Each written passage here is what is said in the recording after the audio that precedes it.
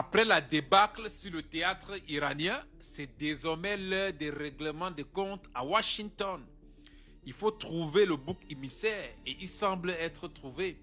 Mesdames et messieurs, ce que vous allez entendre dans cette vidéo, ça relève du surréalisme. À la Maison Blanche, des informations sensibles viennent de fuiter.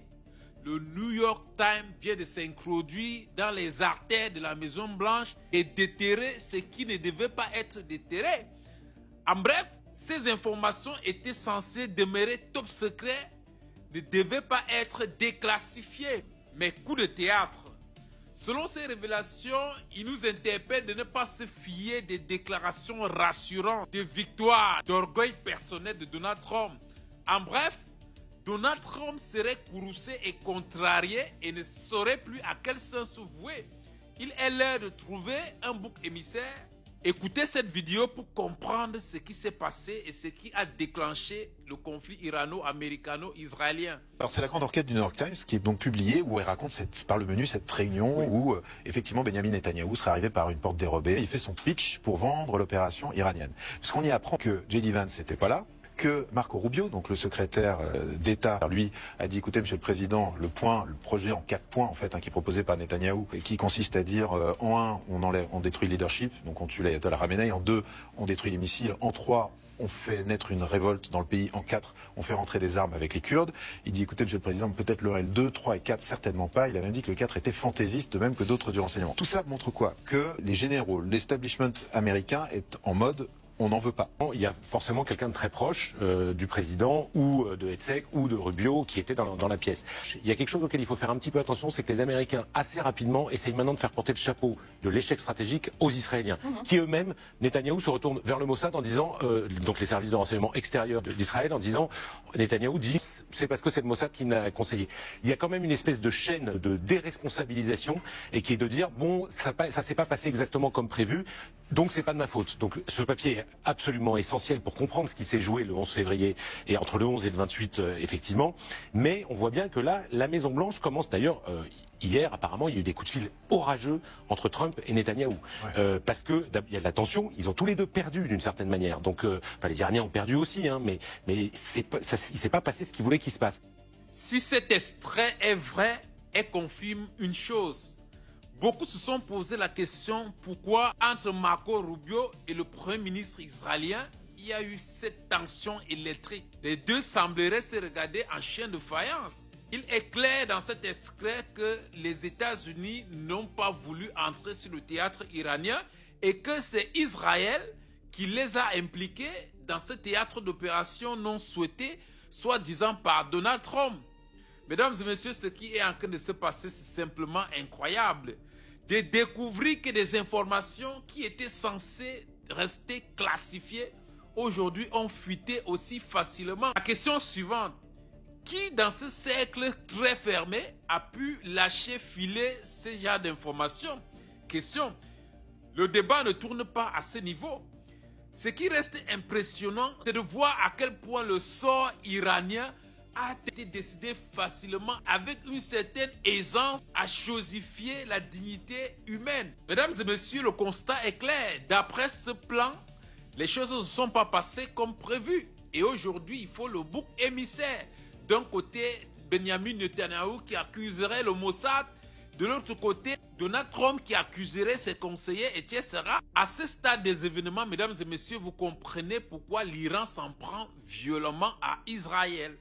Parce qu'ils ont toujours dit dès le départ que ce plan d'attaque contre l'Iran venait tout droit d'Israël. En conclusion, si cet extrait est vrai et que ce plan était réellement tel qu'il est rapporté, vous comprenez donc pourquoi aujourd'hui sur la table des négociations, le Premier ministre israélien et aucune délégation israélienne n'est convié sur la table des négociations. C'est sur quoi l'opposition israélienne s'est plaint virulemment, fustigeant qu'Israël aurait été mis de côté délibérément par Donald Trump.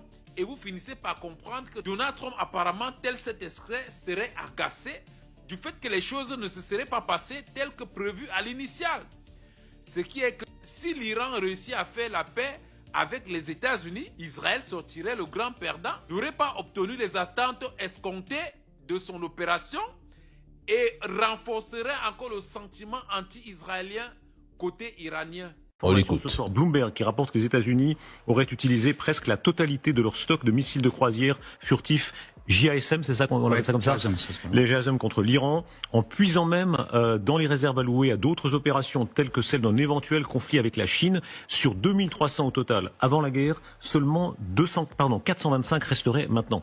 À ce rythme-là, non, ils peuvent pas tenir. C'est aussi ballot que ça. Ils ont tiré 800 Tomahawk sur un stock de 3000, par exemple, et ils en achètent 110 cette année. En missiles de défense solaire, ils ont consommé 3 à 4 ans de production. L'Iran n'a pas plié. À mon avis, l'Iran va les enfumer dans les négociations, etc. Bon, le régime est toujours là et il tire toujours. J'ai regardé les chiffres pour avant-hier. Ils ont tiré en gros 150 objets, missiles ou drones, en direction des pays du Golfe. 150 avant-hier. Général iranien. Pour finir sur la position américaine, ce que Trump a réussi à faire, c'est briser le mythe de la toute-puissance militaire américaine. C'est fini. Le mythe de la toute-puissance américaine est mort. Le résultat, c'est que, grâce à Trump, on sait que le long siècle américain, commencé en 1918, s'arrête en 2026. Ils sont convaincus d'avoir gagné, les Iraniens. Et je leur donne raison. Je pense que les Iraniens ont gagné. En temps de guerre, la première victime, c'est la vérité. Étonnant d'entendre Trump affirmer que l'Iran a suppléé pour un cessez-le-feu, alors qu'en réalité, c'est Téhéran qui impose aujourd'hui ses conditions via le Pakistan pour rester dans ces négociations.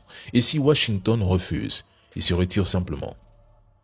Étonnant d'entendre Donald Trump affirmer qu'il peut ouvrir le détroit, alors que depuis 41 jours, il ne fait que bombarder et menacer, et pourtant, le détroit reste toujours sous contrôle iranien. Étonnant aussi, quand vous parle d'un Iran déjà tombé, alors même qu'aucune troupe américaine n'a pu être déployée à Téhéran et que même le passage naval dans le détroit reste sous contrôle iranien avec péage. L'Iran est avant tout une puissance fondée sur les missiles. Sa marine reste limitée, son aviation manque de modernité et ses blindés sont en grande partie dépassés, mais c'est pourquoi sa stratégie militaire repose largement sur les missiles et les drones, qui constituent le cœur même de sa capacité de dissuasion depuis 30 à 40 ans. Les Occidentaux ne s'attendaient pas à une guerre qui s'étire sur 40 jours.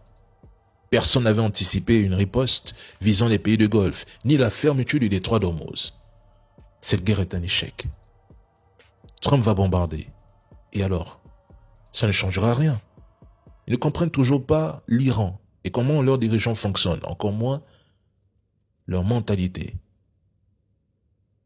Mise à jour des infos nucléaires. Après le cessez-le-feu, plusieurs sources nous stipulent que des avions cargo militaires chinois ont atterri à Téhéran. Qu'est-ce qui est en train de se passer? On part dans les infos.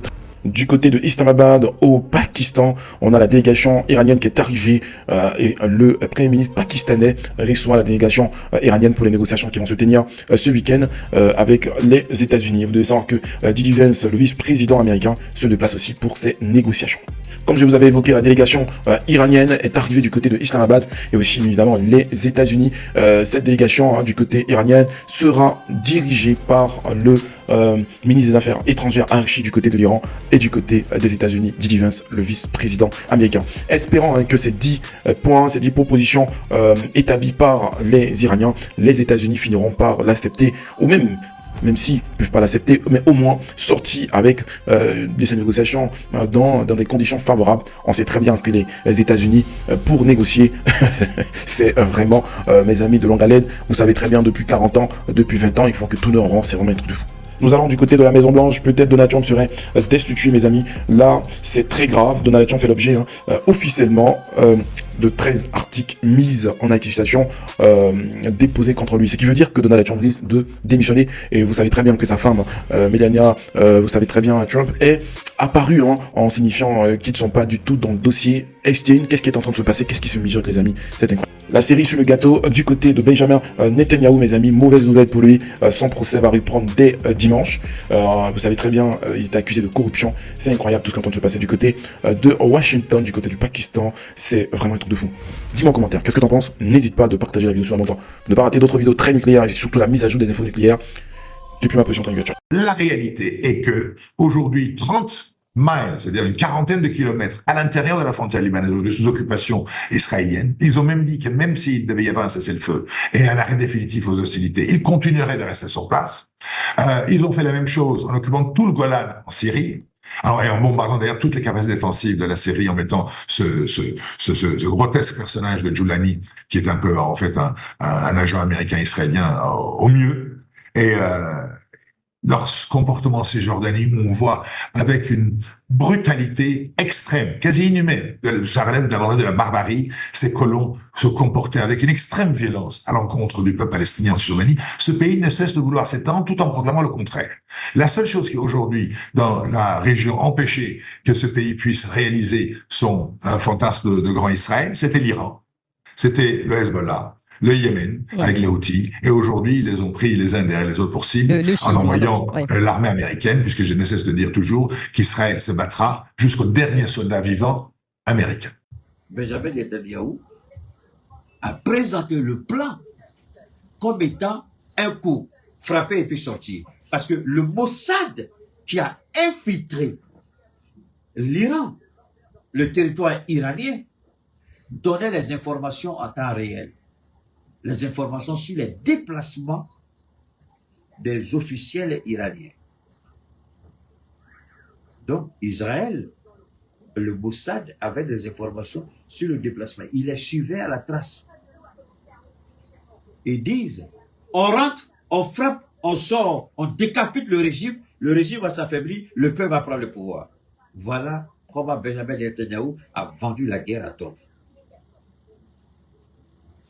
Et le drogué Soulard, là, le ministre de la guerre, a dit c'est faisable.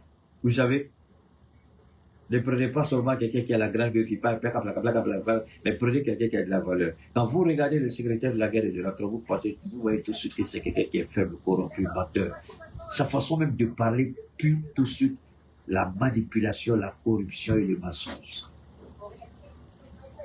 Et tous ont validé le plan de Benjamin Netanyahu. Et tous. Le directeur de la CIA dit, il n'a rien à dire, je vous dis tel qu'il a été rapporté. Parce que les Américains sont en train de se poser des questions. Sur quelle base Trump est allé en guerre? Alors, pour que vous puissiez vous poser cette question, c'est comme quelqu'un qui est milliardaire. C'est un milliardaire, c'est-à-dire que il y a des situations, il s'en fout. Hein. Il y a des petits crédits de gauche à droite, il s'en fout. Il y a des petites vols, il dit, oh, bon, ça ne fout pas des petites. Regardez, la femme, il y a beaucoup de désirés. Il y a des petits vols par-ci, par-là. Il dit rien. Mais le jour que le milliardaire commence à regarder même où 5 francs ça va, c'est que c'est chaud. C'est que c'est chaud. Donc, quand le peuple a commencé à regarder de près, il s'est dit, c'est pas ça. C'est parce que l'Amérique est en train de perdre la guerre. L'Amérique est en train d'être humiliée. L'Amérique est en train d'être ridiculisée. L'Amérique est en train de perdre son seul moyen de contrôle sur le monde, c'est-à-dire le Golfe. Ils se sont rendus compte qu'ils sont en train de tout perdre. Donc ils veulent chercher à savoir comment on en est arrivé là. J'avais 2 vols ici. Donc dans cette recherche, les différents responsables ont été appelés au Pentagone. Je dis au Pentagone, pardon. Il y a les différents journaux dont je vous ai parlé. Ils disent, tout le monde a pratiquement validé le plan de Benjamin Netanyahu. Mais quand on est arrivé sur Jenny Vance, demander sa position, il a dit qu'il est contre la guerre devant Trump, devant Benjamin Netanyahu. Il dit que cette guerre va entraîner la chute des Américains. Cette guerre, l'Amérique n'est pas prête. Et ce n'est pas l'agenda pour lequel Trump a été élu. Il dit, mais, si Donald Trump veut aller faire la guerre, c'est son président, il le soutient. Mais il est contre la guerre. Il dit, l'Amérique n'est pas prête et l'Amérique va perdre. Mais si Trump veut aller, comme tout Américain, il va soutenir son président. Ça, c'était le 17 février 2026. Et le 28 février 2026, Trump a lancé les hostilités en coordination avec Israël. Il était bon que vous compreniez sur quelle base est partie cette guerre. Parce que ça permettra de comprendre la suite des opérations. Maintenant, tous les jours, écoutez très bien, il y a eu des oppositions silencieuses. Et Trump, il est obligé, c'est pourquoi le petit secrétaire d'Amgodé drogué Soulard, c'est pourquoi toujours il parle. J'ai dit, mais attendez, le Pentagone a des a des porte-parole. Pourquoi c'est lui qui sort toujours pour venir parler? Parce qu'il est corrompu, il est vendu, il sait ce qu'il a fait, il connaît le deal qu'il a signé. Donc toujours, il faut vendre aux Américains le rêve mythique, le mirage, comme quoi l'Amérique tient le bout, comme quoi l'Amérique maîtrise la situation, comme quoi l'Iran c'est fini. Un mirage, un mensonge, la désinformation, l'intoxication et la manipulation. Rien n'était vrai du début à la fin. Maintenant, la question qui ressort, si l'Amérique mène la guerre, si vous prétendez détenir toutes les cartes, alors, je vais vous montrer ceci. J'espère que vous allez apprécier avec moi. C'est un véritable régal, un véritable délice. Les Iraniens ont utilisé les logos, mais Lego, je ne sais pas comment on appelle ça. Comment on appelle ça? Gaussou, comment on appelle ça? Lego, ok. L-E-G-O. Les Iraniens ont utilisé les Lego pour faire quelque chose d'extraordinaire. Donc lui, on va revenir sur ça, ne soyez pas pressés. Je vais vous amener ici d'abord. J'espère que je pourrai trouver les fameux Lego. Bon. Je viens, hein. Et on va revenir tout de suite. Je vais vous montrer. C'est pas ça? Bon, Petit va parler. Donne-moi une seconde. Oh là là, je vois qu'il y a plein de choses. J'arrive, hein? Oh là là là là. Permettez-moi. Ok, ça, j'ai pas besoin de... Oh là là, non. Oh là là, c'est pas... Non, c'est pas ça. C'est pas ça. Il y a quelque chose que je vais montrer. Je vais vous montrer. Il y a quelque chose de très intéressant que je vais montrer d'abord. Les Iraniens ont fait un truc extraordinaire. Les Iraniens, permettez-moi. Ce n'est pas ça. Les Iraniens ont fait quelque chose alors. Oh, attends, je crois que ça doit être. Ok, on va revenir sur ça après. Je vais. Ouh là là. Non, attends, je vais ici. Il y a un truc que je vais vous montrer, c'est. Il y a un petit truc. Il faut qu'il se mette à vie. Qui dessus? Donne-moi une seconde, hein. C'est. Il y a. Je crois que c'est ça, hein. Non, c'est pas ça, Oh là là. Attendez, je vais chercher ça ici. J'ai du mal à retrouver sur la télé. Les Iraniens ont fait quelque chose d'extraordinaire. Les Iraniens ont utilisé. Ils ont fait un truc de intelligence artificielle. Et puis ils ont démontré comment l'Amérique a échoué. L'intelligence artificielle. C'était tellement excessif. Je regardais cette chose rester bouche bée. Comment les Iraniens. Si je ne vous montre pas ça, ce ne sera pas joli. Il faut que je vous montre ça. J'espère pouvoir. Ok.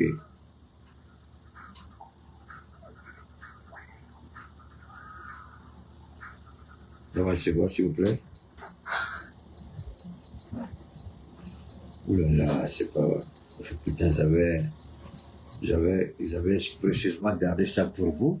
Et je vais vous montrer que c'était tellement intéressant. Donne-moi une seconde, je vais ressortir rapidement ça ici.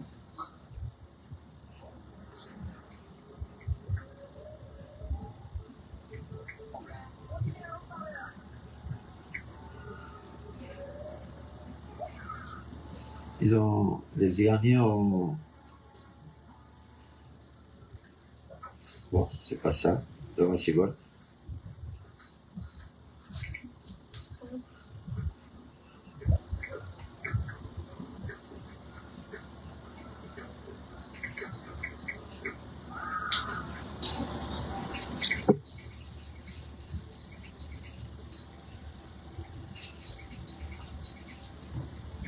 Je pense qu'on va le trouver tout de suite.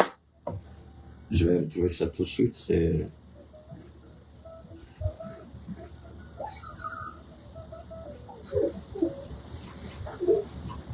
Mais nous sommes le 23 avril 1980. Ce que je vous propose, au travers de 8 chapitres, c'est de revenir sur l'opération Eagle Claw. C'est pour ça que je veux.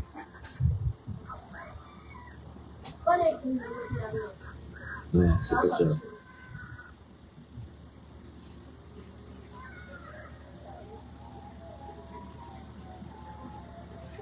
Donne-moi une seconde, il faut que je retrouve ça.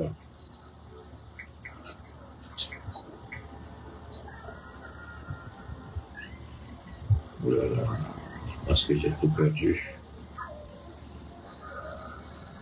Bon, j'arrive pas à retrouver les gars, mais je pense que c'est pas grave. Sûr, c'était quelque chose. Attendez, ok, je crois que c'est là.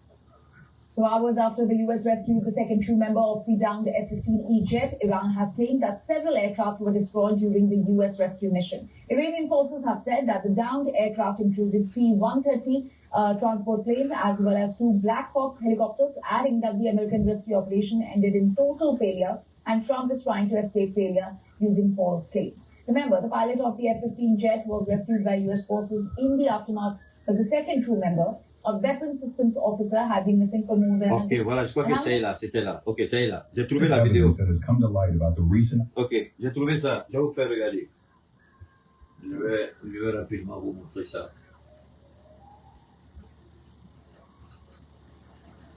Parce que il est important qu'on puisse se poser des questions et comment les Iraniens sont arrivés à piéger les Américains à un tel niveau. Oh là là, c'est pas vrai, prenez pas les choses. C'est n'importe quoi. By the American Zionist enemy in Isfahan has exposed a crushing strategic defeat for the United States. U.S. President Donald Trump's frantic threats in the past few days to target Iran's power plants and bridges are a direct consequence of the heavy defeat suffered by the U.S. forces in the Isfahan operation. The failed raid was carried out after the enemy conducted extensive aerial reconnaissance operations in the days leading up to the attack. According to the exclusive information, during those initial infiltration and reconnaissance missions, the U.S. and possibly the Zionist regime lost a significant number of aircraft, including at least one A-10 Thunderbolt II and 2. L'Iran, selon les sources, les Américains auraient prétendu secourir un pilote qui s'est éjecté de son avion, le F-15, le F-15. Mais comment pour secourir un seul pilote, vous avez déployé près de 200 Marines, les forces spéciales des Marines, 2 C-130, les gros avions Hercule, et je crois 2 hélicoptères, je crois qu'il y avait un F ou 2 F-35. Comment pour secourir un seul pilote? Vous avez fait tout ça. Et puis deuxièmement, le point de chute du pilote. Dans ma seconde, là, je ne sais pas ce qui se passe ici. Il ne faut pas rien dans cette affaire de connexion, ça commence à m'énerver. Alors, donc, à un moment donné, vous dites que vous allez secourir le pilote, mais vous envoyez plus d'appareils, plus d'hommes. Et les Iraniens ont compris. Alors, l'image est tellement fantastique. L'Iran a reconstitué les différentes étapes de l'intervention. Ils ont perdu la face à ce niveau. Alors, maintenant, moi, je vous ramène ici. Je vous ramène rapidement ici. Alors, je n'ai pas fini, hein.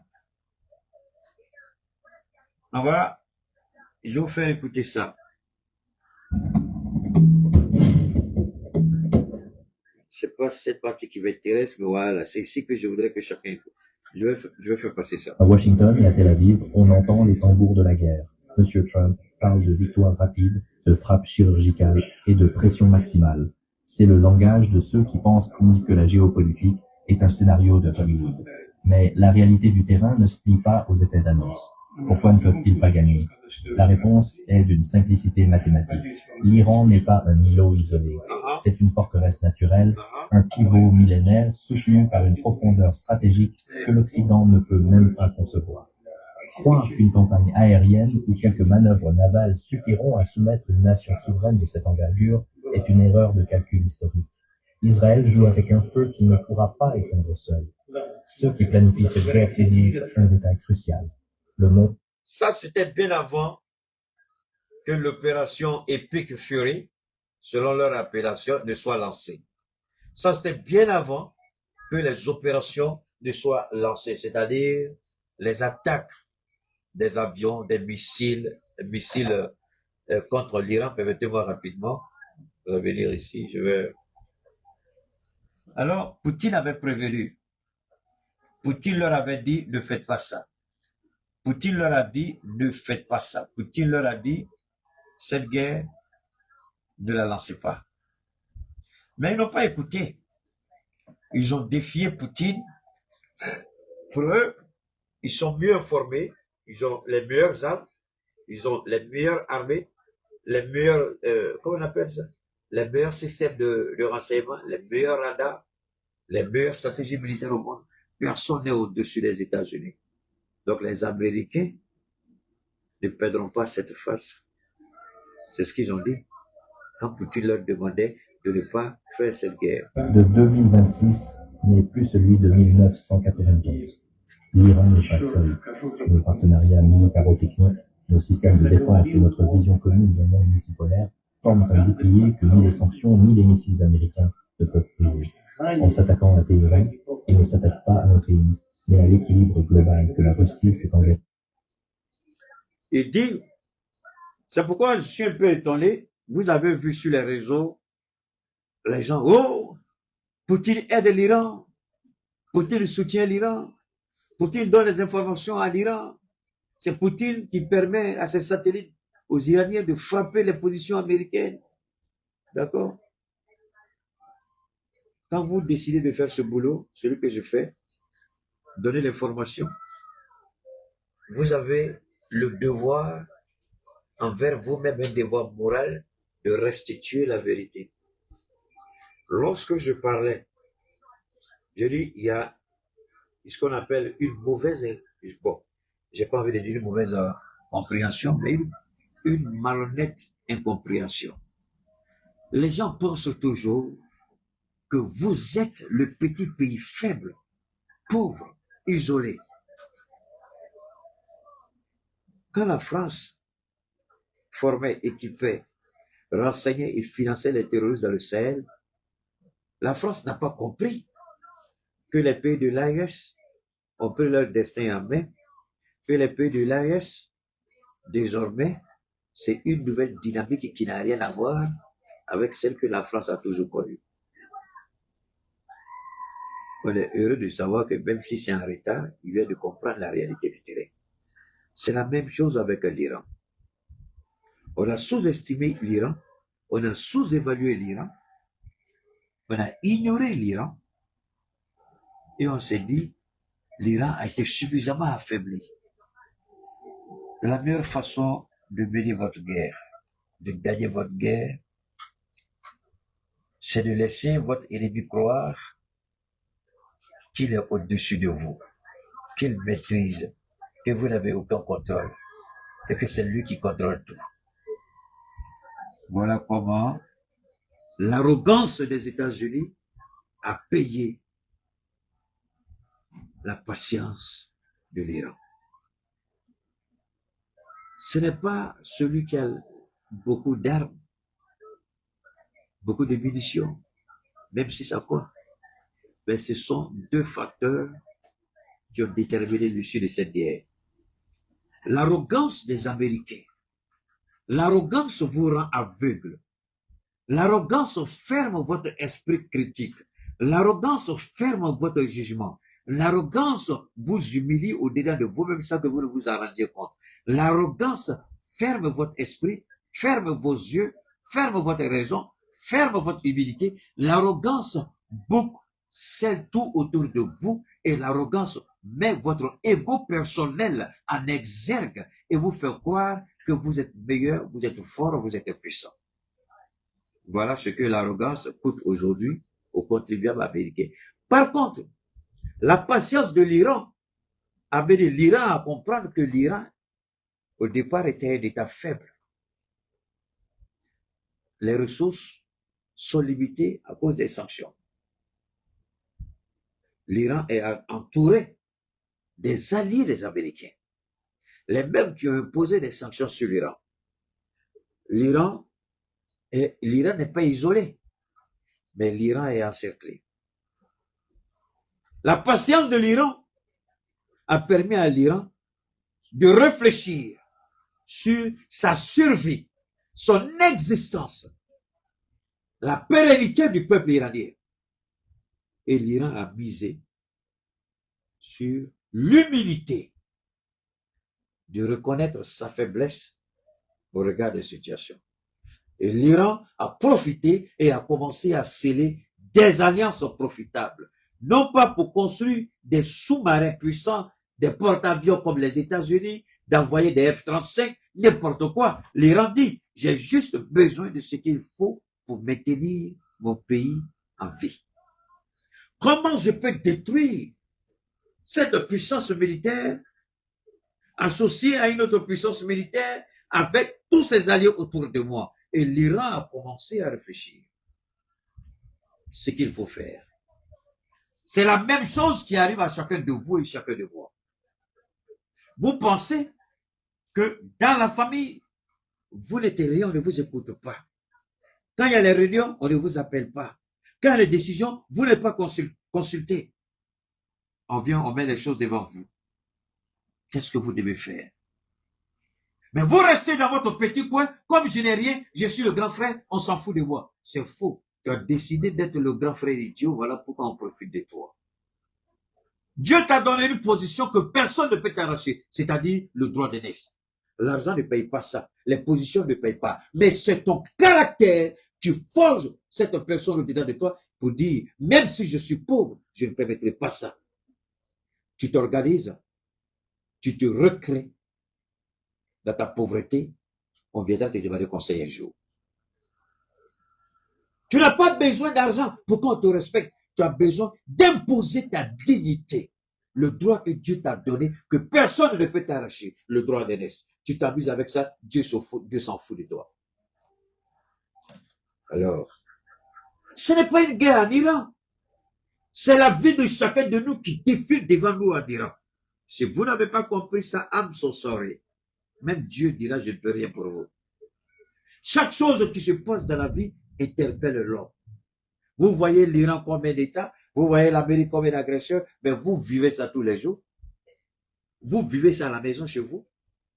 Vous vivez ça dans vos lieux de travail. Vous vivez ça dans vos quartiers. Mais comment vous arrivez à vous mettre au-dessus de tout ça? Ça, c'est vous, Dieu s'en fout. C'est vous qui s'engage. Tu n'as pas l'argent, on ne te respecte pas. Même pour faire le baptême de tes enfants, tu vas aller demander l'argent à tes petits frères. Fais le baptême avec tes moyens. On va te respecter un jour. Tu veux marier femme, ce sont tes petits frères qui vont marier femme pour toi. Si tu n'as pas les moyens, arrête ou bien va prendre femme crédit. Dieu a dit ça, oui, on donne femme crédit. Va prendre crédit. Peut-être que la femme que tu prends crédit, c'est elle qui va ouvrir toutes les portes pour toi. Tu sais pas, tu prends crédit. Et puis après, tu deviens milliardaire. Ne vous laissez pas marcher dessus. Dieu vous a donné quelque chose que personne au monde ne peut vous retirer ça. Vous ne connaissez pas ça, vous ne reconnaissez pas ça. Dieu s'en fout du reste. Alors ici, Poutine donne des conseils à ces vantards, à ces idiots. Mais il y a un autre conseil qui m'intéresse plus que celui de Poutine. J'ai entendu, je vais vous faire écouter ça aussi. Je vais écouter ça.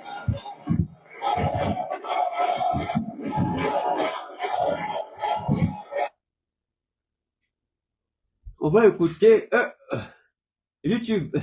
Les gens font parole. Moi, je ne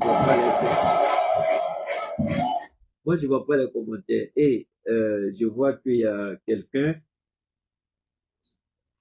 Attends, il y a un qui est là. Donne-moi une seconde. Il y a tellement de petits bâtards.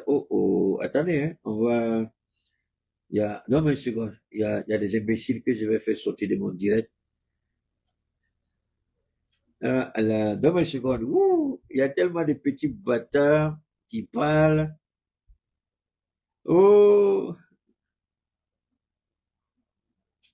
Oh, on va enlever tous les petits bâtards qui sont là. Donne-moi une seconde, hein. Il y a des petits Yamourdés, ils sont en train d'enlever de mon truc YouTube là. Non, non, non, c'est qui ça? Regardez, regardez. Je vous demande, attendez. Donne-moi une seconde, Facebook. YouTube, attendez. Les gens écrivent les insultes, c'est pas ça? Quand vous regardez la qualité de l'image, ces petits bâtards pathétiques qui écrivent là, ils ne peuvent pas m'arriver à la cheville. Chaque appareil que j'utilise, au minimum, c'est 1 million, 1 million 200. Chaque appareil. Et j'en ai à peu près 6. À tout moment, je peux changer. Pour faire juste mon travail, pas pour autre chose. Ça, c'est un. Deuxièmement, dans ma seconde, j'ai parlé. Ceux qui m'insultent, faites la capture d'écran et puis allez demander le prix. Faites la capture d'écran et puis allez demander le prix. Faites la capture, faites bien et puis allez demander le prix. Fils de pauvre que vous êtes. La chemise que je porte, vous voulez que je vous montre la griffe? Vous voulez que je parle de ça? Des fils de pauvres, quand ils viennent, il faut laisser les enfants de pauvres parler. Faites attention là-bas. Il faut laisser les enfants de pauvres parler. Ils n'en valent pas la peine. Ne perdez pas votre temps. Suivez le direct de Keïta. Tous les jours que je sors, quand vous me regardez, je ressemble à quelqu'un qui est chose. Regardez. C'est des petits bâtards, quand ils me voient dans la rue, ils ne peuvent même pas m'approcher. C'est des petits bâtards, quand ils me voient dans la rue, ils sont à côté. Ils n'ont même pas le courage de leurs opinions. Ils me voient dans la rue, mais au lieu d'écrire des trucs sur... Quand vous me voyez, bâtard que vous êtes, arrêtez-moi et puis parlez-moi si vous êtes garçon. Bon, dans mon que vous êtes, vous allez savoir qui habite dans Coco. Vous pouvez vous comparer à moi. Sur quelle base? Vous voulez que je vous montre ma ceinture? Vous voulez que je vous montre la chaussure que j'ai portée? Sur quelle base? Est-ce que vous en valez la peine? Vous n'avez pas honte? Tous les jours vous venez, votre ami il parle, c'est vous qui insultez. Il ne sait même pas que vous existez. Vous voyez? Moi, je ne sais même pas que vous existez. C'est les gens qui répondent. C'est là où on voit la bénédiction. C'est là où on voit la grâce. C'est là où on voit la faveur. C'est là où on voit la gloire de Dieu. Je n'ai même pas le temps pour vous. Il y a des gens déjà qui vous répondent. Vous voulez vous comparer à moi? Sortez et puis venez.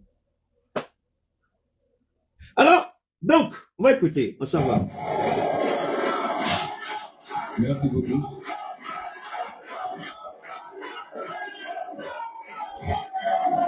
On va écouter un peu, hein, Sonko.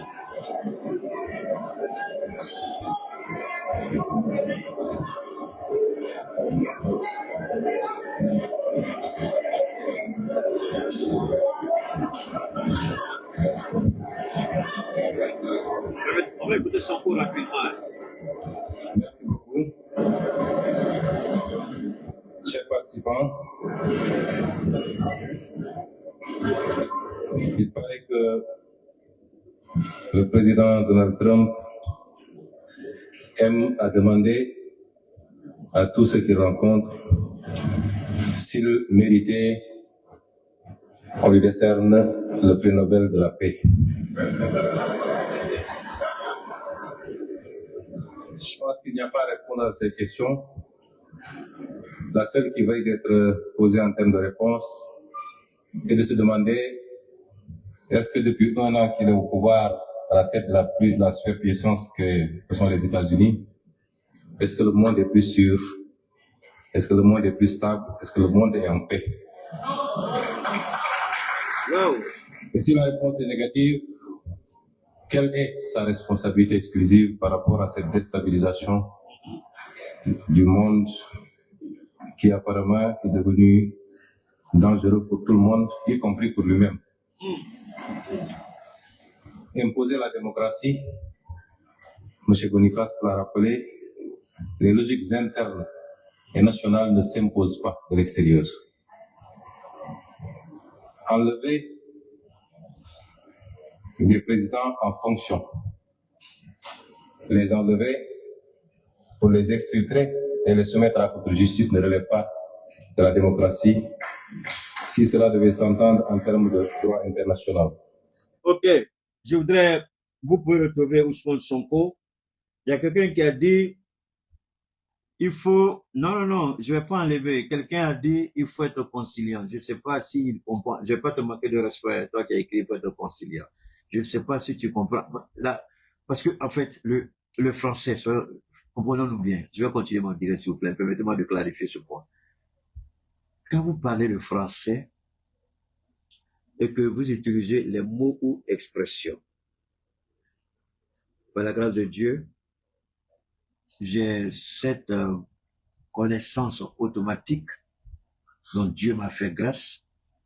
C'est pourquoi je dis jamais autodidacte dans ceci ou cela. Ce que beaucoup de gens diront, je suis autodidacte en philosophie, en ceci. Moi, je dis c'est la grâce de Dieu. Je ne parle pas à ces termes-là. Que veut dire être conciliant? Le français, vous utilisez les expressions sans contemporiser les expressions, sans contextualiser les expressions. Si vous voulez parler français, essayez de temporiser, contextualiser et adapter. Conciliant, est-ce que le français que tu utilises est adapté ici? Je te laisse à tes livres de français, à l'académie ou à l'éducation académique que tu as reçue. Moi, je suis un as de la parole, un patron de la communication, un doyen et un doué. Donc, quand tu viens utiliser les expressions, même si c'est pour me défendre, j'ai le droit de t'aider pour ne pas que tu fasses la même erreur avec quelqu'un d'autre. Concilier ici ne marche pas, ça ne s'adapte pas. Réfléchis bien, je ne vais pas citer ton nom, tu te reconnaîtras dans les propos que j'ai tenus, ça s'arrête là. Alors, parce que je le dis toujours, vous voulez m'attaquer, soyez à la hauteur. Mais quand des petits bâtards veulent se comparer à moi, des petits bâtards qui peuvent même pas avoir la paix de choses que je porte, il y a beaucoup de... Tu peux avoir ça, c'est mon instrument de travail. Tu peux avoir ça chez toi à la maison. Si c'est ça de ne pas être conciliant, je ne serai jamais conciliant avec des idiots. Maintenant, ça dépend de dans quel contexte tu parles de conciliant ou conciliable, je sais pas, whatever. Alors, ça c'est Ousmane Sonko qui a parlé. Je vous ramène ici. Ousmane Sonko a parlé. Je voudrais partager ceci avec vous. C'est évidemment, c'est en anglais, mais je me ferai le devoir de vous faire la traduction en français. Je vais essayer d'avancer un peu vite pour qu'on aille. Went down. Let me show you a short clip, one of the most powerful moments of this speech. Voilà, je vais vous faire écouter. Former member of Parliament of Canada, Charlie Angus, play this clip. Canada is a C'est un ancien parlementaire canadien. Il a pris la parole telle que je l'aurais souhaité. Ousmane Sonko a parlé et cet ancien membre du Parlement a parlé. Je me ferai le devoir d'essayer de faire la traduction. On ne va pas tout écouter, mais il y a des passages clés que j'ai besoin que chacun de nous on puisse écouter. D'accord? Bon. S'il y a quelque chose, attendez, j'ai pas voulu dire ton nom. Ton nom c'est quoi? C'est Bamabia ou Bamakoua, je ne sais même pas. Petit, tu me connais pas, hein? C'est ça? C'est pas ça? De toute ta vie de merde, tu pourras jamais m'apprendre à faire ce que je dois faire ou ce que je ne dois pas faire. S'il y a des bâtards qui sont là, ce sont des bâtards. Si c'est des enfants des capotes percées, c'est des enfants des capotes percées, c'est des imbéciles, j'ai pas besoin d'eux ici. Si ça ne te convient pas, tu sors de mon direct, c'est aussi simple que ça, et tu continues à parler, je te bannis, c'est fini. Tu n'as rien à dire ici, tu viens écouter, tu prends gratuitement la qualité de l'image, la qualité du son, la qualité de mes interventions, et puis tu crois que tu as la gueule pourrie là pour me dire ce que je dois dire. Si j'étais aussi négatif là, tu allais venir m'écouter. Là, vous êtes tellement bête souvent. Vous venez écouter quelqu'un, vous voyez la qualité du son, la qualité de l'image, la qualité des analyses, et c'est vous pour penser que vous devez me donner des conseils. Est-ce que ça ne vous gêne pas là? Toi, tu peux me donner des conseils? C'est pas vrai. Tu parles encore, je te bannis de mon direct. Independent and free nation. Our border and our democracy does not exist at the whim of the predator in the White House. One who thinks nation's borders will be respected because the gangster in Washington happens to like the king. Il y a un gangster, il y a un prédateur, il y a un criminel, il y a un voleur qui occupe la Maison Blanche, qui prétend vouloir décider pour les autres. Alors, je m'arrête là pour qu'on comprenne bien. Je vous ai toujours dit dans mes interventions que la fonction présidentielle aux États-Unis a été conçue de telle que le président soit celui qui puisse donner l'orientation de la politique macroéconomique du monde. Dès qu'il parle, tout de suite, les marchés se disent où le président américain a parlé. Donc, par rapport aux propos du président, les marchés anticipent tout de suite s'il faut aller dans le rouge ou s'il faut aller dans le vert. Donc, la fonction présidentielle aux États-Unis est éminemment importante. Malheureusement, le voleur que nous avons à la tête, le violeur de petites filles que nous avons à la tête, le manipulateur que nous avons à la tête, il s'appelle Donald Trump. Et c'est de ça que parle cet ancien Parlement canadien. Parce que Trump aujourd'hui est arrivé à une position où il insulte tout le monde. Trump se voit, il a dit, c'est les gens qui n'ont pas fait attention, à maintes reprises, je l'ai dit, Trump conçoit l'amitié, la collaboration, que dans le sens où c'est lui et lui seul qui dicte ses lois. C'est lui qui impose sa volonté. C'est comme ça que Trump a toujours fonctionné. Et c'est là, cet ancien parlementaire canadien veut dire, tu as tout faux. Tu n'es pas, et tu es un prédateur. Tu es un criminel et tu es un assassin. Il va jusqu'à dire, tu es un violeur de petites filles. Et là, attention, c'est un ancien membre du Parlement canadien qui attaque le président en fonction américain. Celui qui est supposé incarner cette valeur internationale. Parce que le président américain, c'est vrai, ce sont les Américains qui votent pour lui. Mais il décide de la tournure de l'économie mondiale.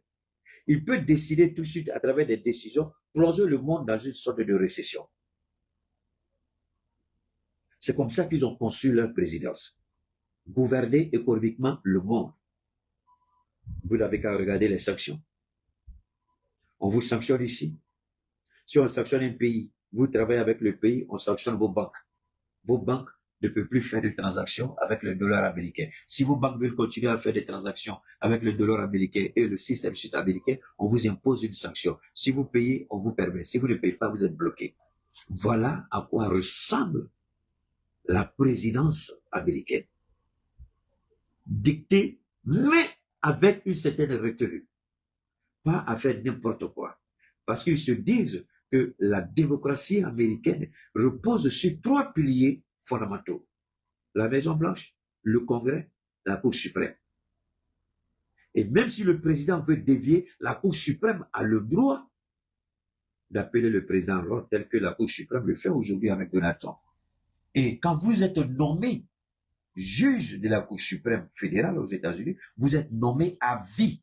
Je dis bien à vie. Aucun président ne peut vous enlever. Vous ne connaissez pas de, comment on appelle ça? Retirement, quand vous dites retirement, de aller à la,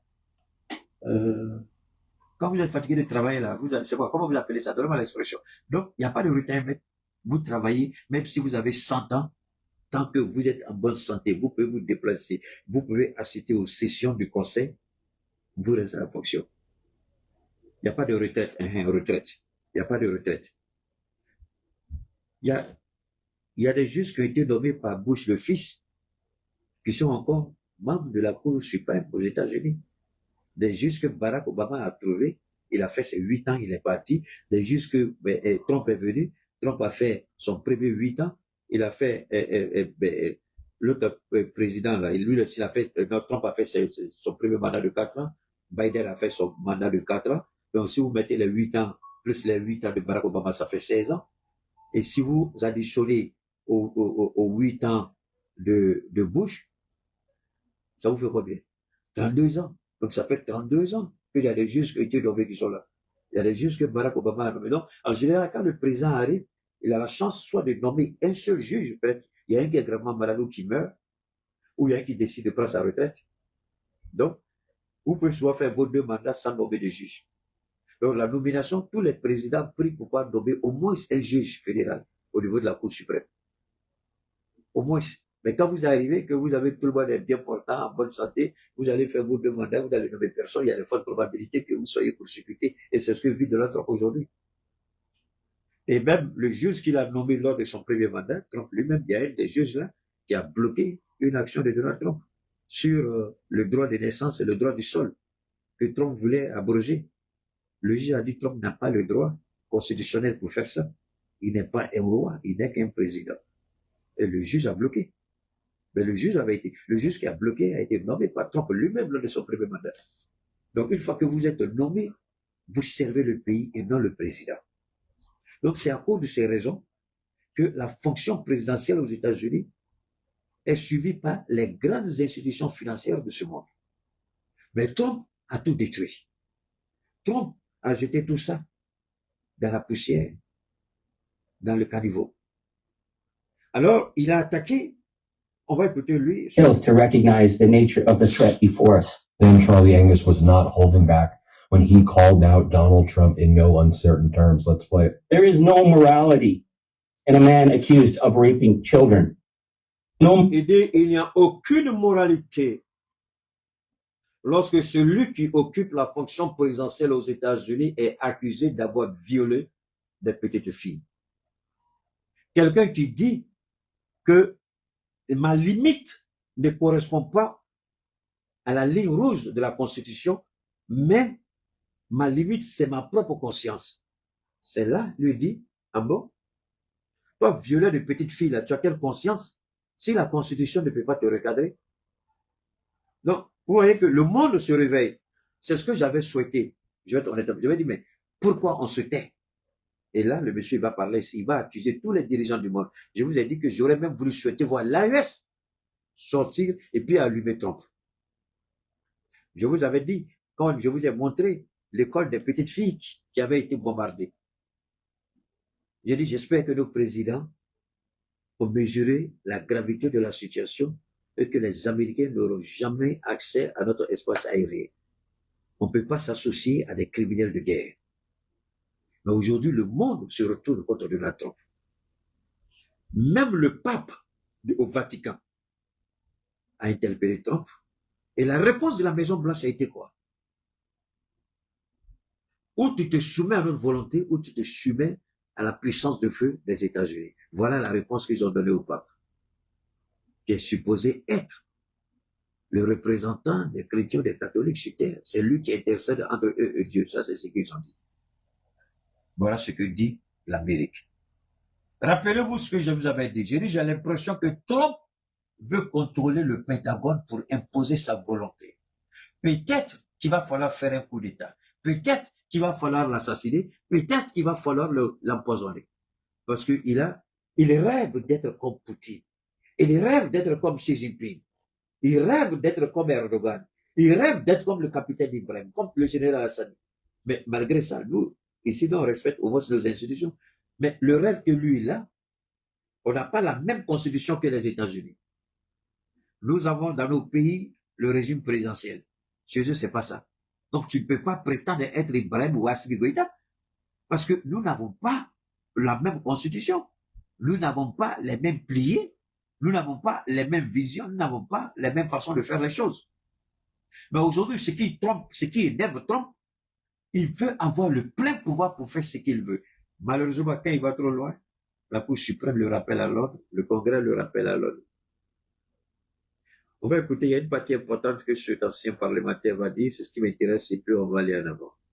In a political system that would give such unprecedented power to this criminal. More from Charlie Angus as well, talking about the moment that we're in right now. Let's play it. The world stood frozen as the madman with the nuclear codes used the threat of destroying a civilization as a negotiation. Il dit, un fou à la Maison-Blanche avec le code nucléaire.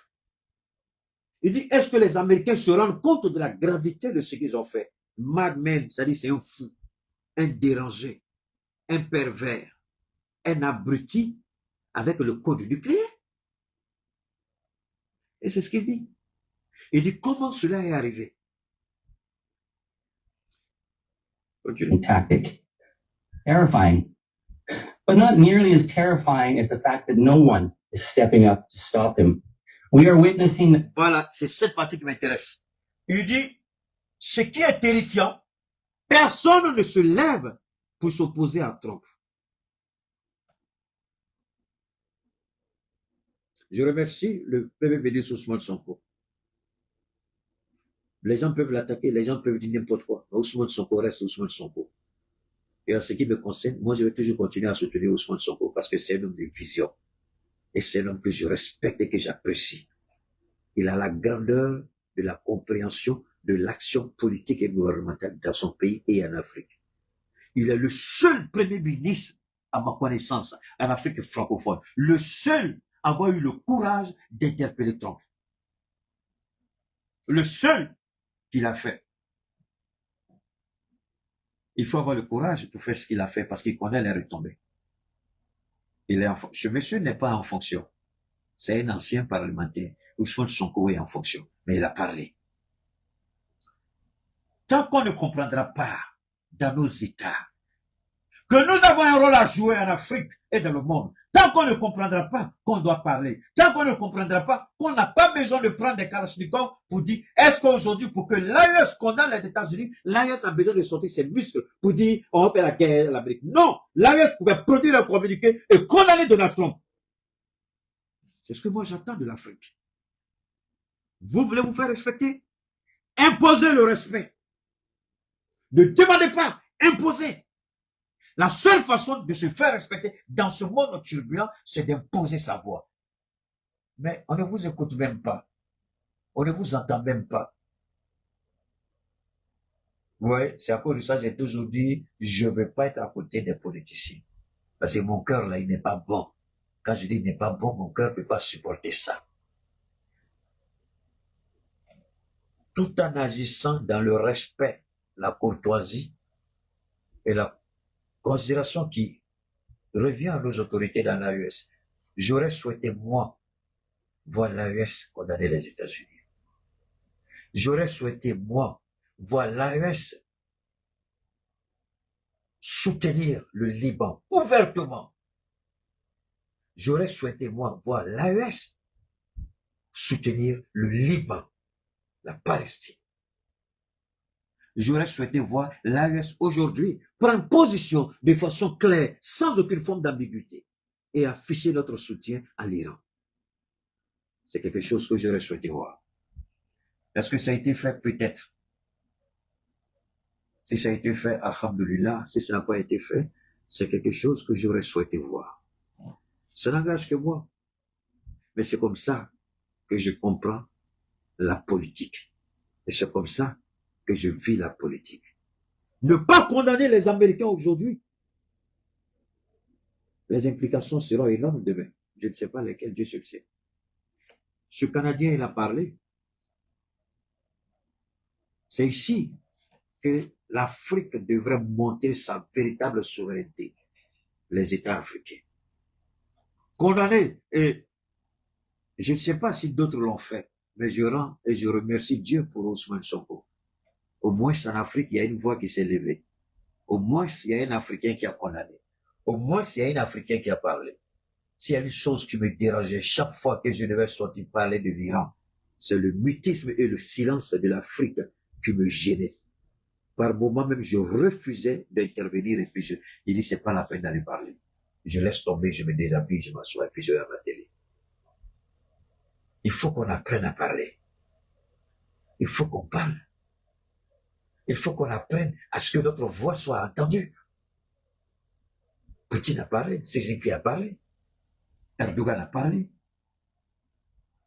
L'Égypte aujourd'hui, qui est en train de faire les négociations? C'est pas un pays africain, c'est pas l'Égypte, c'est l'Égypte. C'est le Pakistan. Il y a d'autres pays, il y a la Turquie est dedans. Et moi, je demande à nos États africains, ça ne sert à rien de dire, on est souverain, on est dépendant, je vous en prie. Est-ce que vous pouvez fermer les yeux sur ça et dire qu'on est souverain, on est indépendant et ne rien dire? On peut dire quelque chose. On n'a pas besoin d'insulter comme Keïta, l'idiot de Trump. Mais il y a des formules diplomatiques pour dire aux Américains, ce que vous faites là, on ne cautionne pas et on condamne. Mais pas condamner l'Amérique. Non. On dépend de l'Amérique ou bien quoi? Qu'est-ce que l'Amérique nous donne? Moi, je ne sais pas. Nous, Africains, on dépend de l'Amérique, je ne crois pas.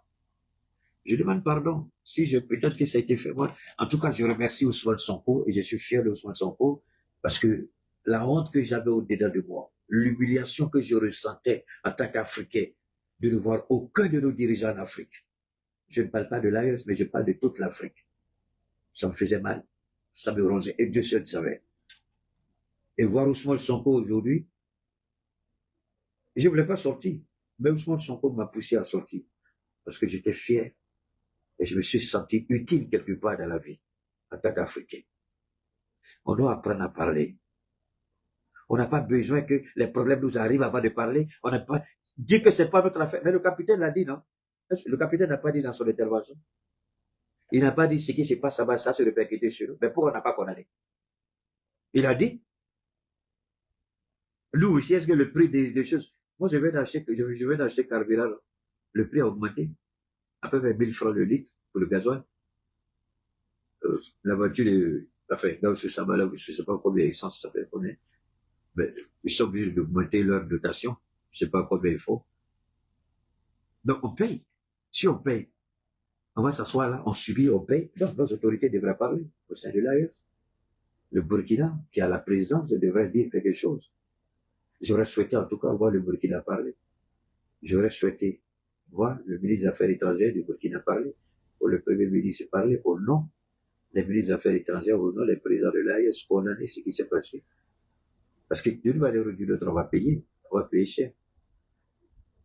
Je crois qu'on ne va pas payer, c'est faux. Parce que l'Iran n'a pas encore dit de son dernier mot. L'Iran va bloquer le détroit, c'est son droit. L'Iran va bloquer. Et l'Iran a bloqué. Alors c'est ça qui va nous permettre d'aller à la deuxième partie de notre intervention sur ce qu'ils ont appelé le ceasefire, le cessez-le-feu.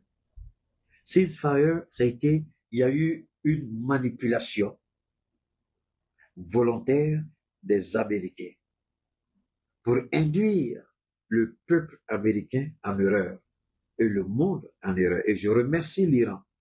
La promptitude de l'Iran a permis de rectifier les choses.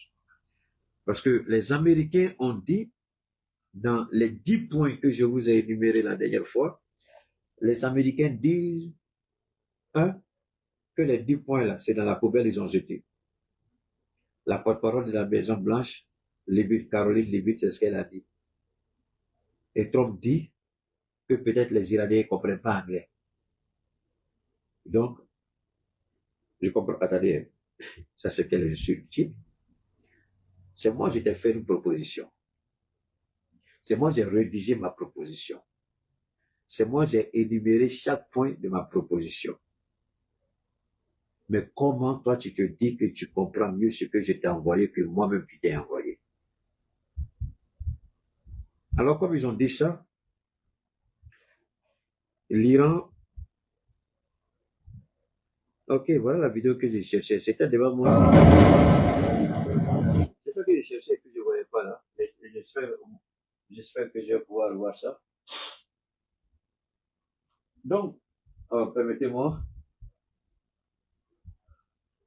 Je vais vous ramener rapidement ici. Ok, c'est ça qu'elle a. Regardez la vidéo. On va regarder la vidéo ensemble. On va regarder la vidéo ensemble. Ok. C'est l'Iran qui a fait la mise en scène avec c'est intelligence artificielle. Hein.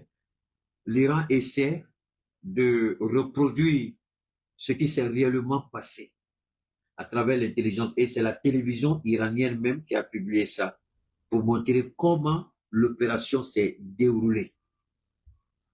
D'accord? Comment l'opération s'est déroulée. Donc, je vous demande, j'espère que chacun peut voir correctement. D'accord? Je vous laisse regarder. Ça, c'est le premier avion, le C-130. Alors, vous voyez les soldats qui sont en train de sortir.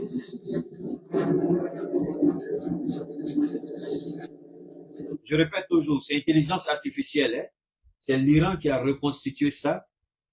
Hein? L'Iran a reconstitué les faits, a fait un montage et puis a envoyé, la télévision iranienne a fait passer pour montrer comment l'Amérique a essayé d'étouffer un échec. Ils ont voulu faire croire que c'était une opération de sauvetage, mais c'est faux. Ils voulaient exfiltrer l'uranium iranien.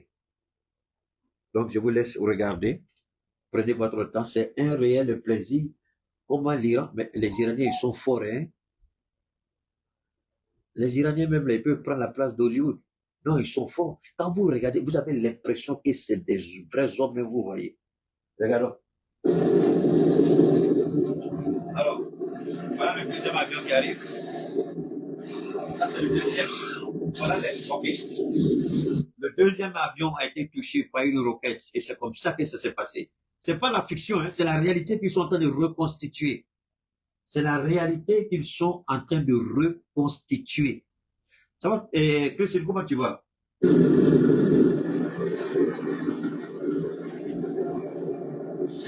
Ok, l'avion a atterri. On regarde. Malgré que l'avion soit touché, les gens sont sortis. Voilà, ça sont les Iraniens qui sont là, qui regardent.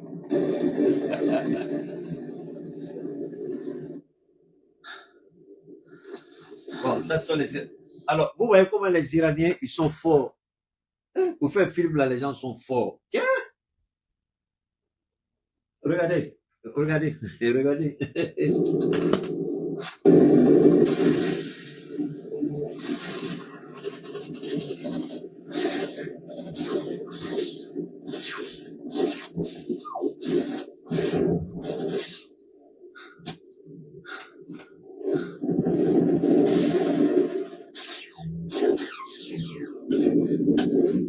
Les Iraniens sont forts, hein?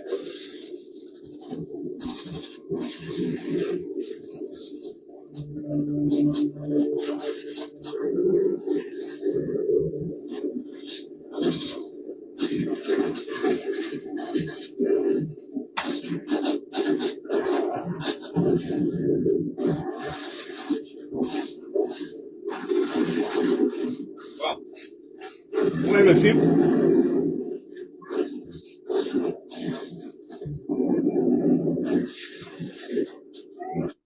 Les Iraniens ont été très clairs sur quelque chose. Ils ont dit qu'il y a eu un échange de feu. Le combat a été violent.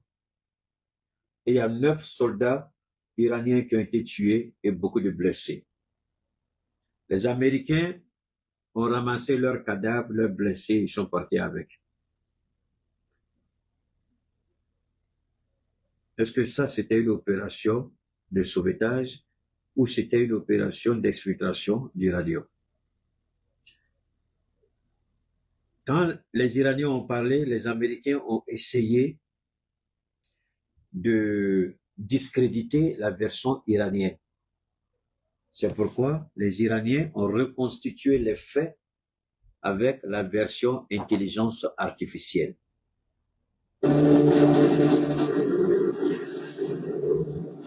C'est pas un film, hein, c'est la réalité. C'est ce qui s'est passé.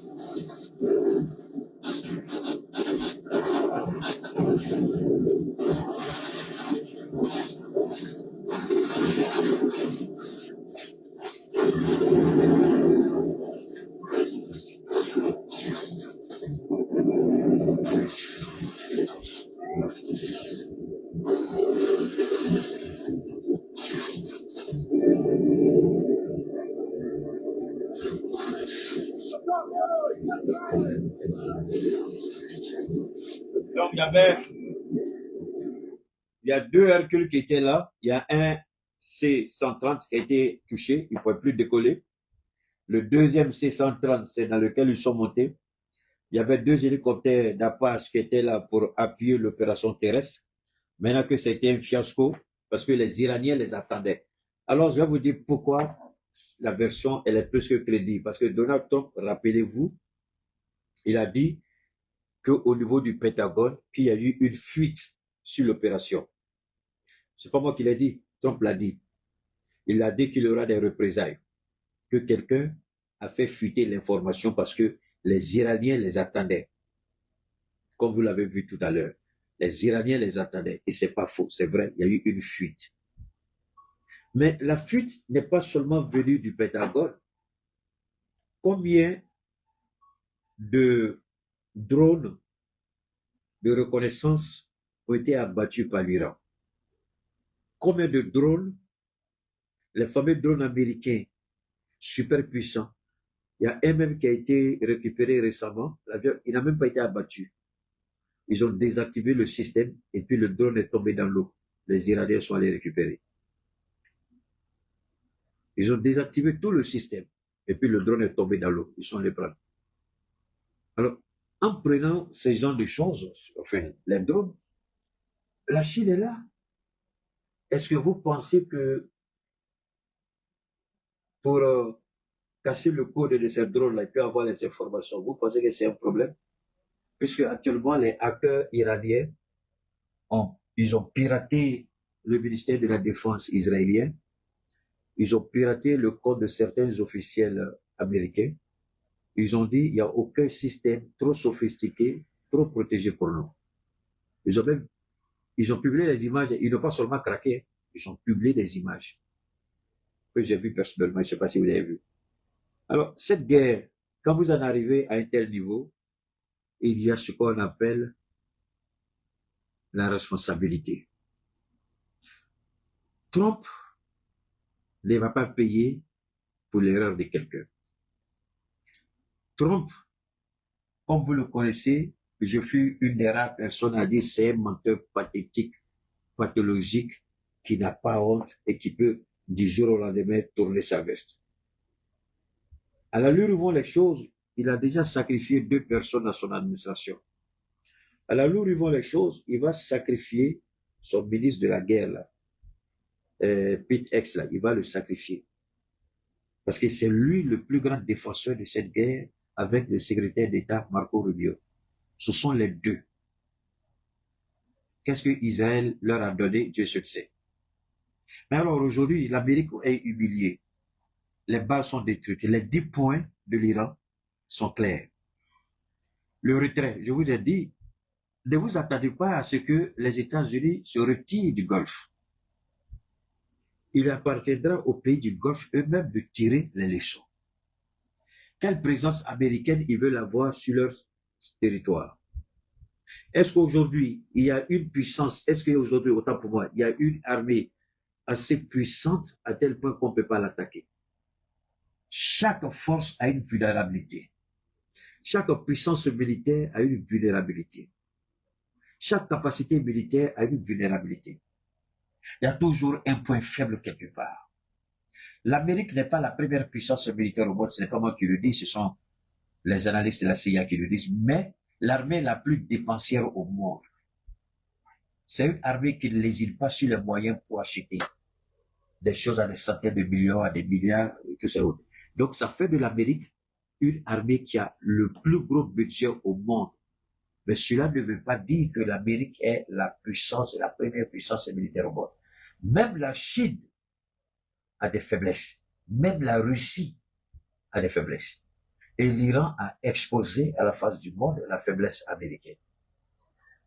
Devant des porte-avions qui coûtent des milliards de dollars, des avions qui coûtent des centaines de millions de dollars, des radars qui coûtent des milliards de dollars, l'Iran a ce drone qui a démontré par A plus B que vous pouvez avoir tout ça, mais nos drones sont capables de détruire vos milliards d'installations. Alors quand l'Iran a dit, nous ne voulons plus voir de base militaire dans le Moyen-Orient, si vous faites une lecture simpliste, tout de suite, même moi, je vais dire, c'est pas possible. Et je l'ai dit la première fois, l'Iran n'a pas le droit d'imposer aux pays du Golfe. L'Iran le sait. De la même manière, l'Iran dit, on ne veut plus être agressé. Mais tu ne veux pas t'agresser. Tu n'as pas dit à tes voisins, je ne veux pas. Non, chaque pays est libre de sceller ses alliances. L'Iran n'a pas son mot à dire. Si vous pensez que, même si l'Amérique répond oui, les pays du Golfe, s'ils veulent, ils disent on ne veut pas. L'Iran n'a aucun moyen pour ça. Sur le plan international, l'Iran ne peut pas les empêcher. Sur le droit international, l'Iran n'a aucun moyen. Mais par contre, en posant ça comme condition de négociation, l'Iran envoie un message fort aux pays du Golfe. Nous, on a dit, on ne veut pas avoir de base militaire chez vous. Si vous insistez à les recevoir chez vous, vous serez toujours une cible. Et la prochaine fois, on ne va pas seulement cibler les installations militaires américaines, mais on va frapper le cœur de votre économie. Donc, c'est un message que l'Iran envoie Attends, je pense que les gens font une mauvaise lecture. Hein.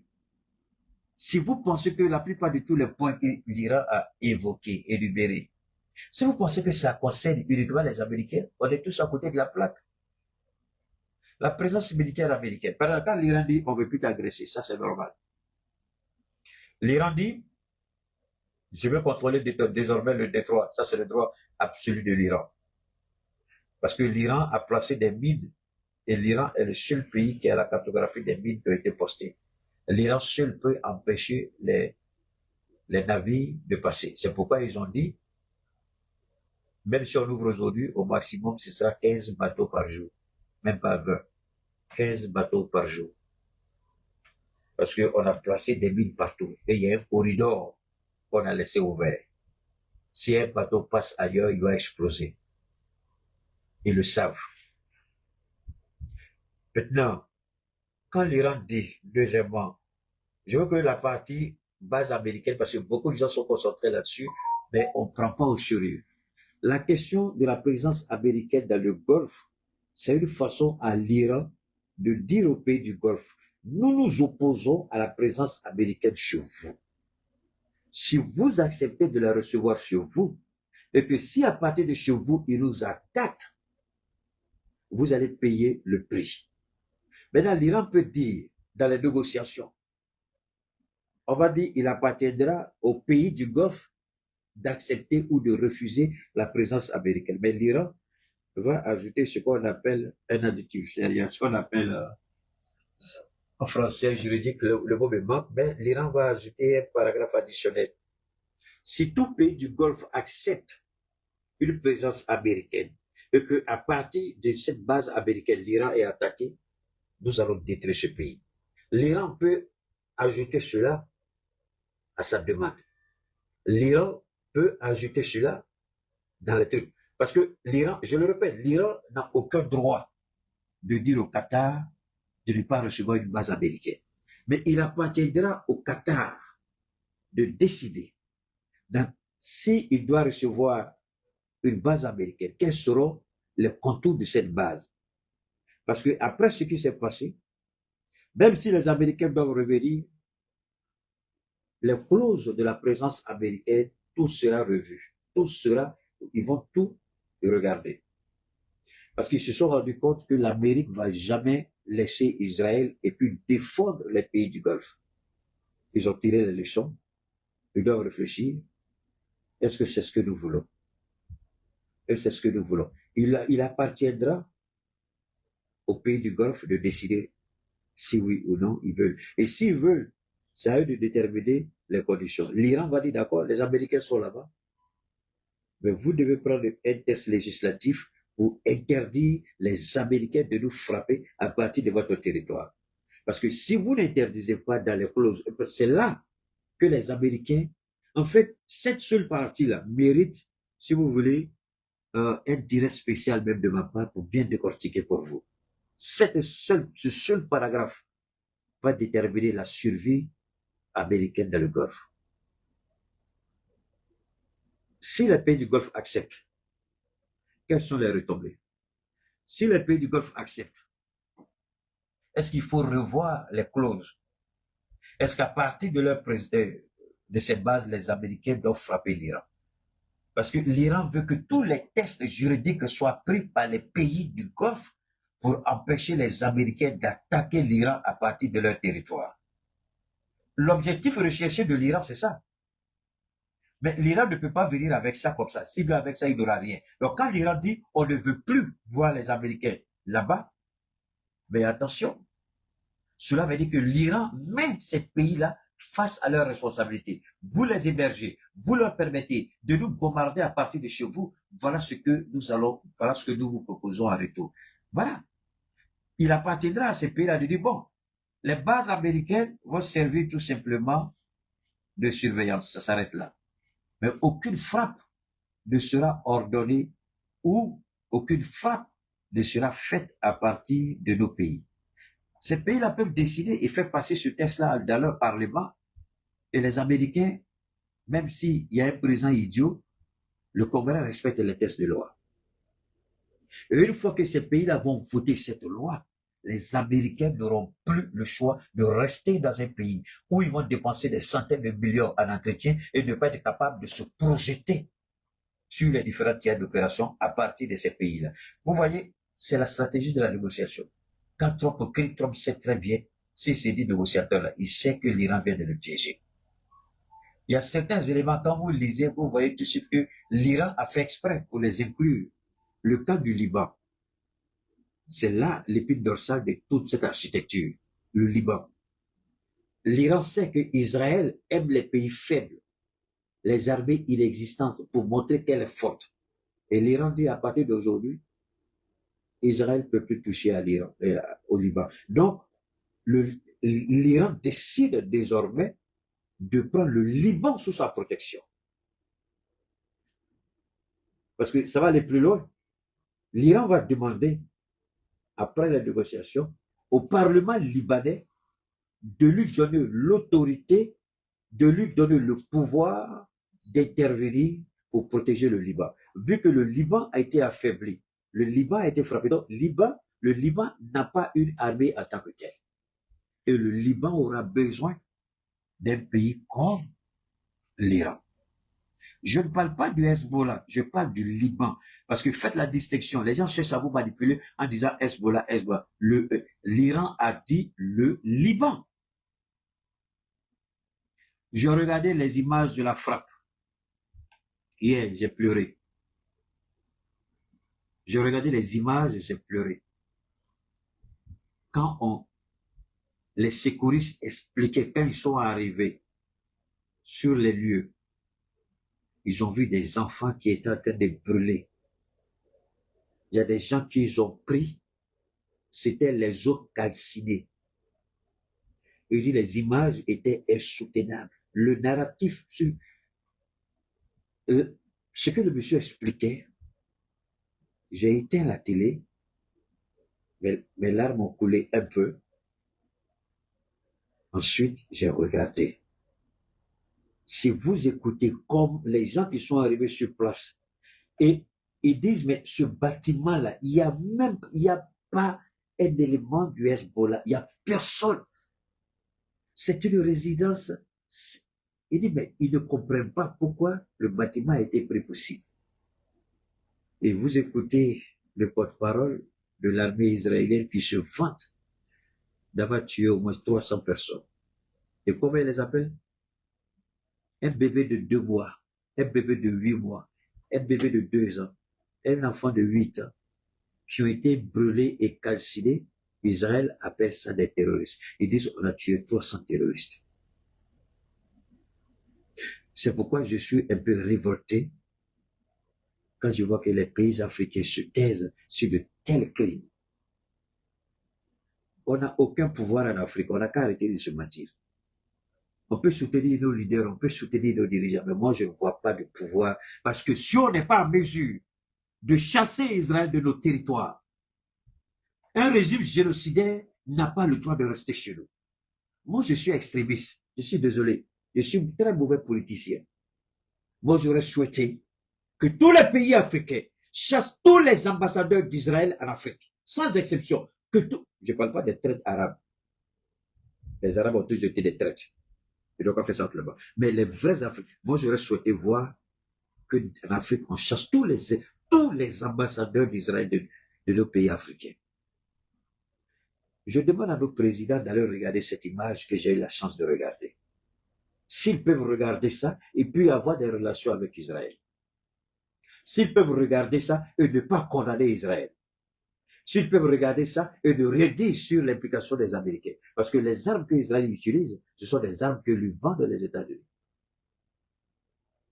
Moi, j'aurais souhaité voir l'Afrique, toute l'Afrique, nos organisations sous-régionales ou continentales, tous condamner Israël, sans exception. Parce que voilà ce que Israël a fait, que nos dirigeants devraient accepter et d'assumer la responsabilité. Voilà ce qu'Israël a fait. On écoute ça. We, the troop contributing countries to the UN Interim Force in Lebanon, or UNIFIL, joined by several other member states and the European we, the troop contributing countries to the UN Je voudrais que les Force in Africains, Lebanon, or UNIFIL, je voudrais que nos responsables africains écoutent ça. On a tous des représentants. Et il y a un représentant ghanéen qui a été tué dans l'attaque d'Israël au Liban. Un Ghanéen était dedans. Un Ghanéen a été tué. Je n'ai pas vu le président du Ghana parler. Je ne l'ai pas entendu. Il y a un Ghanéen qui a été tué. Il y a des Africains qui ont été tués. Je ne dis pas à Dubaï, j'ai dit au Liban. En 10 minutes, Israël a envoyé plus de 100 missiles. En 10 minutes, plus de 100 missiles. Sur place, 254 personnes ont été tuées, carbonisées sur place. Ceux qui ont eu la chance d'être transportés à l'hôpital, ils n'ont pas eu la chance parce que c'était l'agonie. Ils sont morts, et ça a augmenté le chiffre à plus de 300 personnes en moins de 10 minutes. Tous des femmes et des enfants. Aucune arme n'a été visible sur les lieux des frappes. Est-ce qu'il y avait des armes? Il n'y en avait pas. Pourquoi le bâtiment a été pris pour cible à Beyrouth? En réalité, c'était vive le Liban. Non, je suis libanais en fait, c'est ce que je voulais écrire. C'était ça le titre de mes avec le temps, bon, j'ai pas fait. Sinon, c'était je suis Liban pour apporter mon soutien, ma compassion au peuple libanais. Je parle pas des voleurs libanais qui sont en Côte d'Ivoire, mais je parle de ceux qui ont vécu, ceux qui ont subi et ceux qui sont morts sous les bombes criminelles des États-Unis et d'Israël. Ça, c'est l'Organisation des Nations Unies chargée d'apporter l'aide humanitaire au Liban. Et j'ai été déçu. Au moins, ils ont parlé, non? Mais le ton, c'est pas ce ton-là que je voulais. Il y a une chose que je comprends pas dans le monde. Est-ce qu'on veut me faire croire qu'on a peur de parler d'Israël, on a peur de mal parler d'Israël, on a peur de critiquer Israël? Israël, on a beaucoup de tous les Israéliens, vous êtes tous des bâtards et vous allez brûler l'enfer. Pourquoi on ne peut pas dire ça aux Israéliens? Ils sont qui? Tous, vous êtes des bâtards et des enfants de Satan. C'est l'enfer qui vous attend. Alors, pourquoi on ne peut pas dire ça à Israël? Pourquoi on ne peut pas dire ça? Que c'est des criminels? Vous voulez que je vous montre les images? Je ne le ferai pas. Allez-y, regardez. Parce que si je vous montre les images, je ne pourrai plus faire mon direct. Les images sont insoutenables. Tu ne peux pas regarder ça, dire que tu es un être humain et puis ne pas pleurer. C'est pas possible.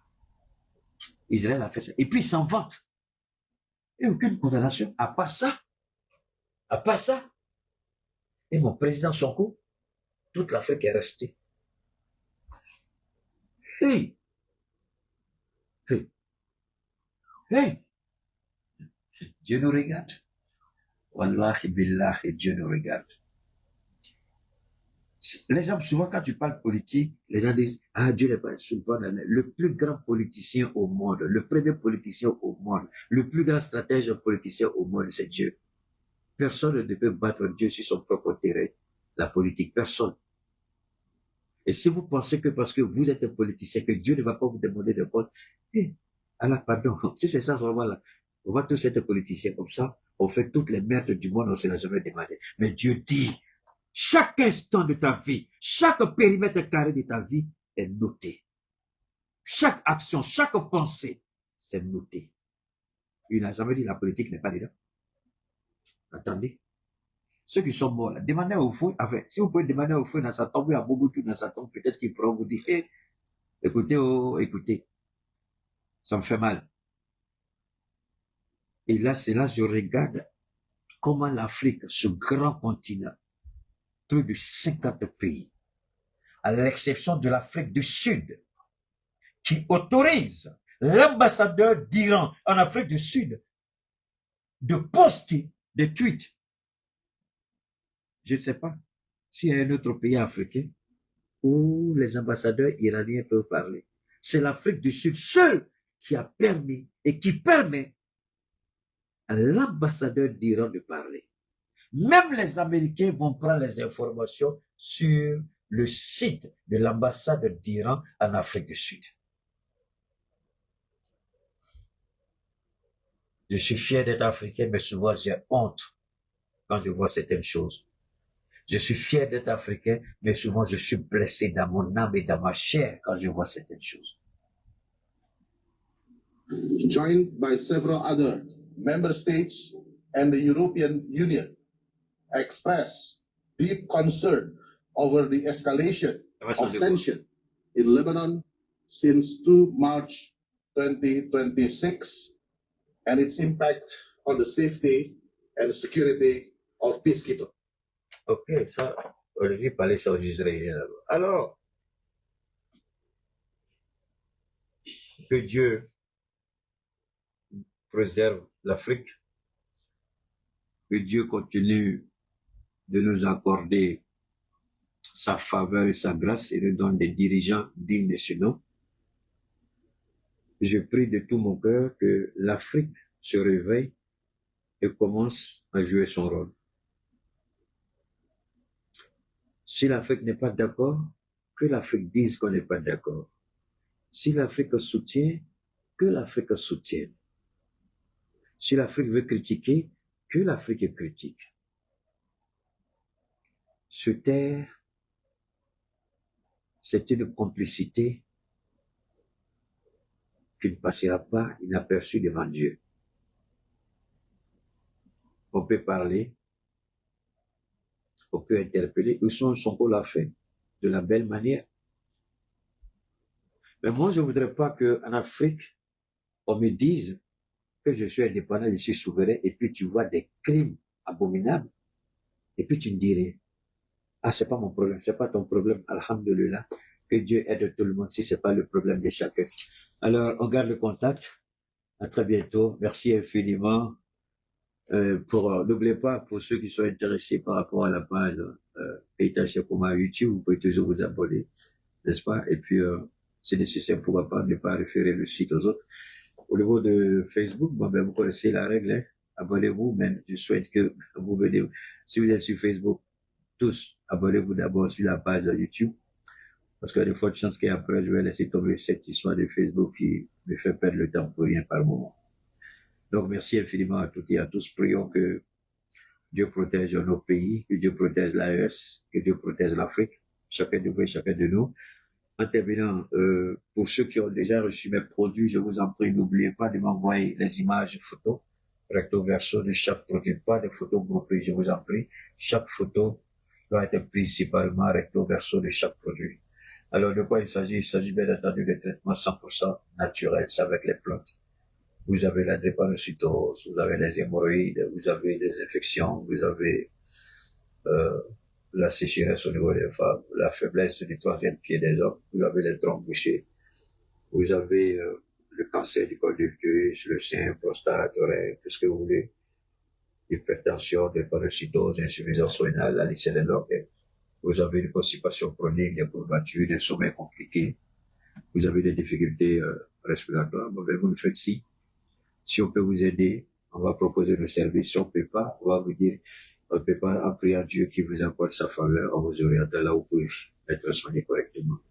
Le numéro, c'est le 223 72 77 47 88 223 72 77 47 88. Évidemment, ça peut être un ami, un collègue, un parent, vous avez toujours quelqu'un, d'accord? Vous les avez. Et puis ceux aussi qui ont demandé qu'on a donné les informations, si vous ne répondez pas à temps, on n'oblige pas aux gens de payer, mais tant que vous êtes là, vous empêchez d'autres personnes de me joindre. Donc, une fois que je donne les informations, il y a un délai qu'on accorde. Si vous ne réagissez pas, on est obligé de vous mettre un peu dans les archives et permettre à ceux qui sont intéressés de pouvoir passer leur commande. Parce que par moment, on répond, les gens ne réagissent pas, et ceux qui sont dans le besoin avec une certaine urgence, souvent j'arrive trop tard. Le temps de répondre, c'est compliqué. Donc, pour éviter de pénaliser les gens, vous avez les informations. Si vous n'êtes pas prêt, il n'y a pas de problème. On n'oblige personne. On sera obligé de vous mettre dans les archives et permettre à ceux qui ont vraiment besoin de moi pour que je puisse les aider. D'accord? Une dernière fois, c'est le 323 temps pour moi. 72, 77, 47, 88, 223, ça c'est l'indicatif du Mali, 223, 72, 77, 47, 88. Ceux qui envoient les liens, je vous demande pardon. Souvent, vos liens vous empêchez. Je ne donne pas le numéro pour que vous m'envoyez des liens. C'est pas joli de le dire, mais c'est comme ça. Le numéro, je le donne pour ceux qui ont besoin de mes services. J'ai déjà des personnes qui me suivent il y a des années qui continuent de m'envoyer des liens. Ces personnes-là sont enregistrées. Je les connais, ils me connaissent puisqu'on a déjà échangé. Mais bon, les liens là, s'il vous plaît, arrêtez souvent quoi. Le numéro, c'est pour ceux qui ont vraiment besoin de mes services, mais pas pour les liens, s'il vous plaît. Merci infiniment à toutes et à tous, on gagne le contact. Merci.